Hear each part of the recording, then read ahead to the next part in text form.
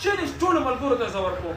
زه د MNA مبارکزیب قاسم زه ګورم چې زما سره د MNA مبارکزیب کوم کسان مرسته کوم پنپال ورته مرسته څوک یې خوښوي څوک سپوټران دي. MNA مبارکزیب له کمنټس ورکوي او 10,000 کمنټس ماته برابر کړي چې زه درته ووایم چې د MNA مبارکزیب سپوټران څومره سیوا دي. ته څه وایې؟ او څوک چې د ګلسفر سپایان دي که نه هغه ټول لایک ورکوي دلته زما پته ولګي. صحیح ده؟ ګورو ملګرو چې د ګلزفر سپوټران سیوا دي او د MNA مبارکزیب سپوټران سیوا دي.